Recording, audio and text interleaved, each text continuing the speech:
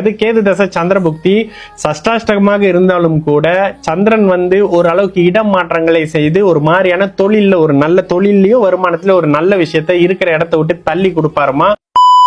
என் கணவர் சீனிவாசன் ஜாதகம் சித்ரா சீனிவாசன் டீட்டெயில் எல்லாம் கொடுத்துட்டீங்க. சேலம் கேது தசை எப்படி இருக்கும்? கடன் சுமை குறையுமா? 29/10/80 12:54 PM சேலம். லக்னமும் லக்னாதிபதியும் சுபத்துவமா இருக்கிற ஜாதகம். லக்னாதிபதி சுபத்துவமா இருக்காரு. கடன் சுமை அதிகரிக்குது. கேது தசையில என்ன ஆகும்? சனி தசை சரி. புதன் தசையில சனி புக்தி நடந்திருக்கு ப்ரீவியஸ்ல. 29 அக்டோபர் 80 12:54 PM சேலத்துல பிறந்திருக்கிறாங்க. இந்த இடத்துல ப்ரீவியஸ்ல மிதுன ராசிக்கு வந்த கோச்சார அமைப்பு கொஞ்சம் டல்லு. போன மாசம் கொஞ்சம் டல்லு, அதாவது ஏப்ரல் மாசம் 2026 டல்.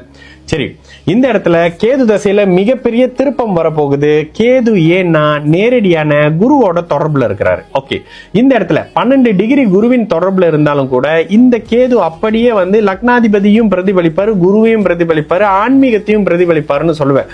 அப்ப என்ன, நீச்ச சுக்கிரனுடைய தசையில ஓரளவுக்கு நீங்க நல்லா இருக்கணும். சுக்கிரன் சனியோட சேர்ந்து இருக்க மாதிரியான அமைப்புகள் இருந்தாலும் இந்த இடத்துல இவர் பரிபூர்ண அமைப்புகள்ல பரிவர்த்தனையா இருக்கிறாரு. இந்த பரிவர்த்தனையின் காரணமாக சுக்கிர தசையில ஹஸ்பண்ட் நல்லா இருக்கணும்னா இப்போ கேது தசை சில மாற்றங்களை கொடுத்து தாங்க ஆகும். கேது தசையில சுக்கிரன் புக்தி 10ஆம் இடம். கேது தசை சுக்கிரன் புக்தி இப்ப நடந்துகிட்டு இருக்கு. கேது தசையில சூரியன் புக்தி. ஆமா, கேது தசை சூரிய புக்தி முடியணும். ஆமா, சூரியன் 8ஆம் அதிபதி. கேது தசை சூரியன் புக்தி 8ஆம் அதிபதி 10ஆம் இடத்துல இருக்கிறாரு. கேது தசை சூரியன் புக்தி பரிவர்த்தனையில நீச்ச பங்கம் எல்லாம் கிடையாது.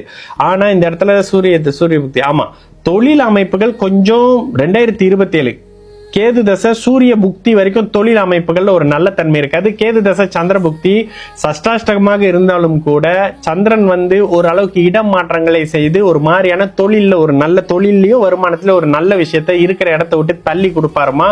அதுக்கு பிறகு வரக்கூடிய செவ்வாயிலிருந்து கேது தசை செவ்வாய் புக்தியிலிருந்து மிகப்பெரிய மாற்றம் வரும். இந்த ஜாதகர் நல்லா இருக்கணும்ன்றதுக்காகவே நல்ல விஷயங்கள் படிப்படியாக வந்தே ஆகும்.